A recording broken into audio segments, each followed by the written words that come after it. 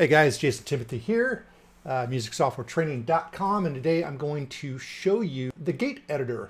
And this is a concept that I learned from Adam Maggs. I hope I'm getting his name right. It's a really cool trick, and this is going to be really cool for those of you who haven't updated to Ableton 11, and you want something that's similar to the gating technique, where you can basically take several different takes and then cut out the parts that you like the best, right?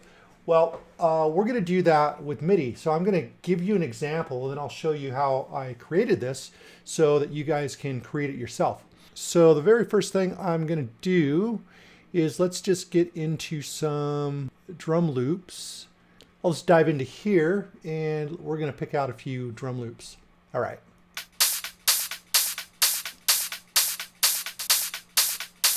All right, I can take that, pop it in.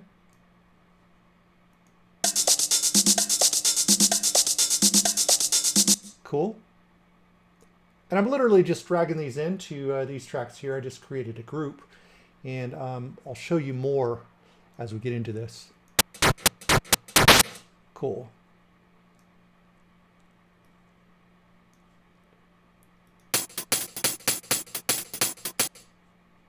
All right. Definitely want something with some kicks. Let me just get it like, let's say house, kicks.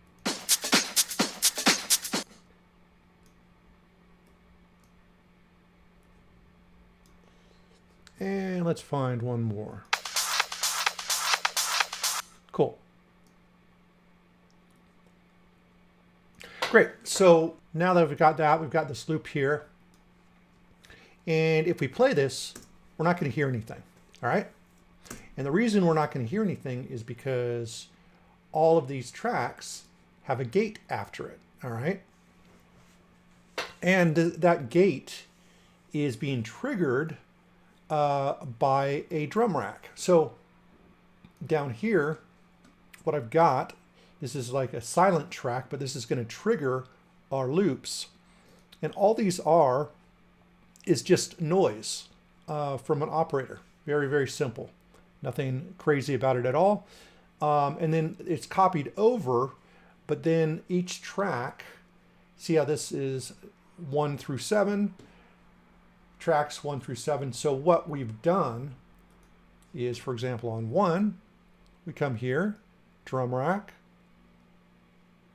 right here, and then we chose drum rack 1. All right, pre-effect.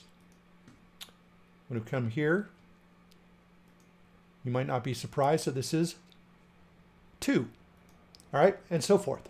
So that's how it's basically set up. Turn the threshold all the way down, the return down, the floor down. Attack can be all the way down if we want. So now what I'm going to do is I'm going to play around with these loops by just popping in some MIDI. And the cool thing about this is we can have parts that are layered on top of each other, which you can't really do with comping. So this is almost like comping plus in a way. So let's start here.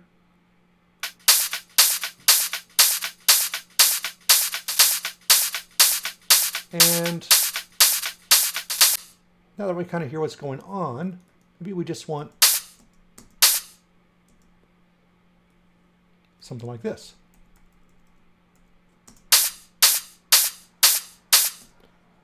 And let's see.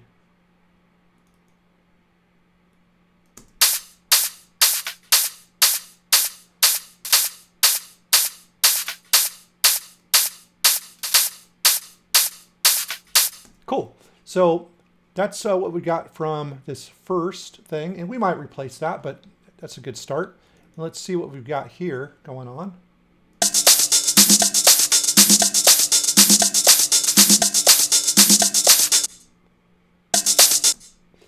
All right, so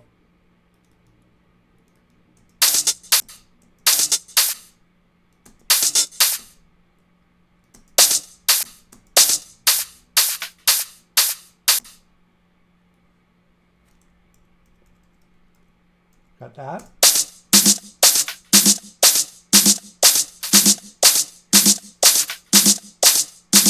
So let's see.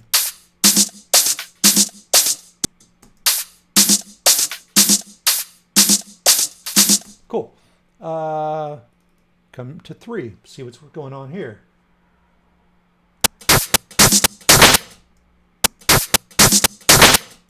Like that there. So let's pull this part in here.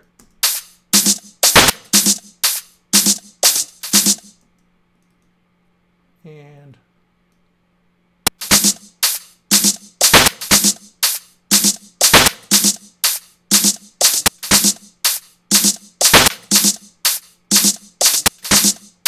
cool.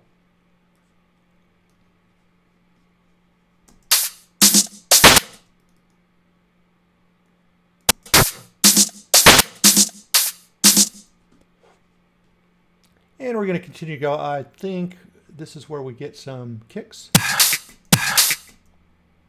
Cool. So let's do this.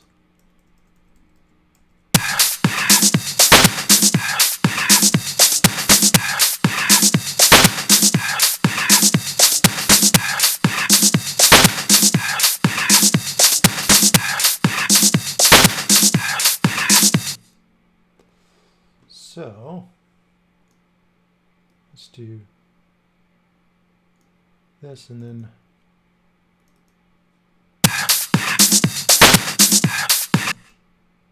extend that a little bit.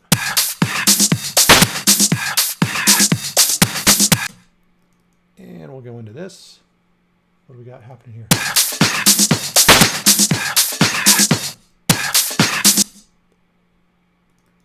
All right, so this is like a snare, so let's do one here and one here.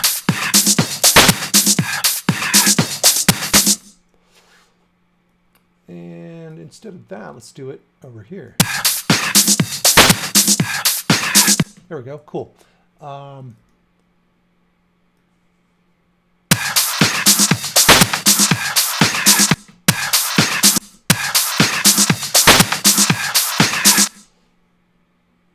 right. Let's have a little of that. Yeah, like that.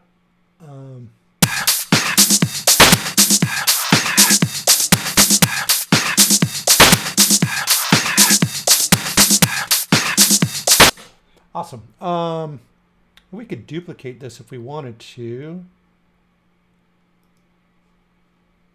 That way we can have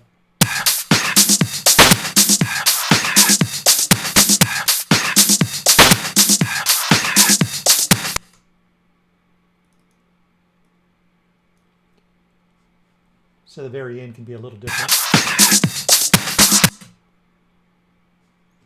All right, let's see what this loop here is, loop 4.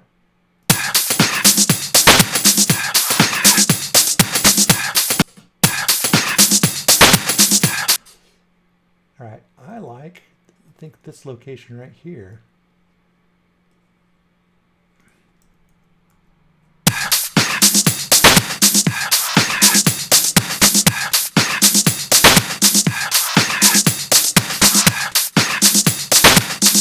Awesome. So we just created our own kind of loop rhythm out of all these loops. So we've, we're able to kind of put this together. And now what we can do a few things. But what I'm going to do here is I'm going to grab an audio track.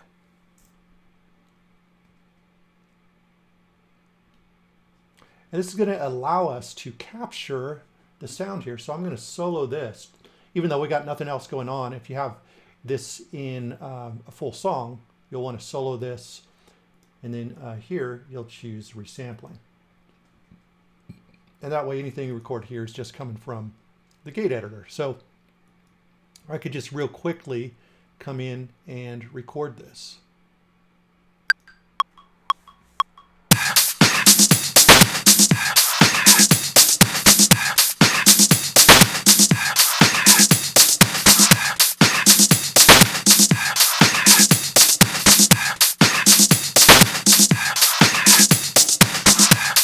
All right, cool. Let's drag that to the side. Now, that seems probably a little bit loud. Let's see how we're doing. And it looks like we're not redlining, so that's cool. But I might bring this down just a little bit.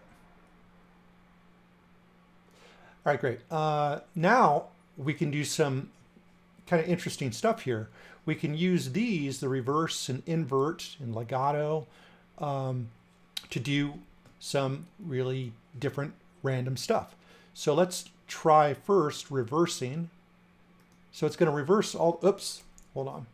Let's highlight all of this, and then we'll reverse all the way the MIDI's played, and this is going to give us some other random sort of alternative.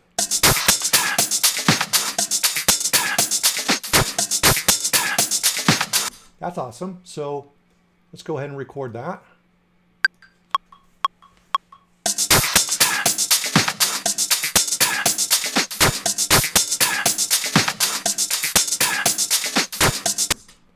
Great. Let's just bring that back so we got an even loop there. So what else do we want to do? Let's, we reversed it. Let's go ahead and bring it back, and then we'll invert it. That means the low notes go to the top and the top notes go down to the lowest. And let's see what we get from that. Might as well just go ahead and record it as well while we're going.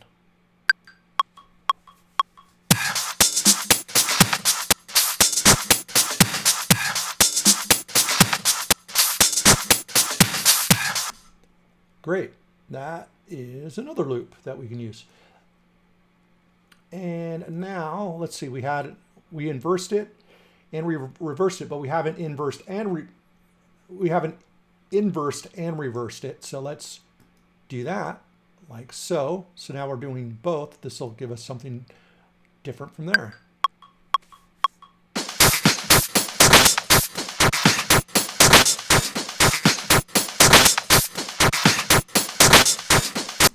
Cool. And then the final thing that I'll do is I'm just going to keep it in the loop, and I'm just going to kind of goof around in real time and see what weird stuff happens. So, oh.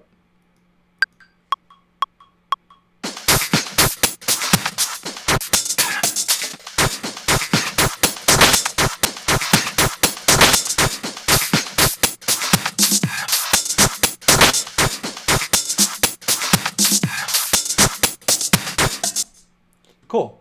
And even though it just records in the loop, it actually records everything that was done. So it looks like we got just enough, so we don't need. Cool. So now we've got all kinds of weird stuff, and we can use these loops that we just created and built from this here. And we can use this in the track, and these are things that we would have never come up with by ourselves, right? So that's the power of a gate editor. So once again, what I did, I started with several audio tracks, all right? In each audio track, I drag a gate on, bring the threshold return all the way down, bring the attack all the way down, hold and release, keep it pretty low. 25 milliseconds will keep from clicks from happening and things like that. And then what you're going to do to create this, right, is, let me just create a MIDI track here. You can just simply drag in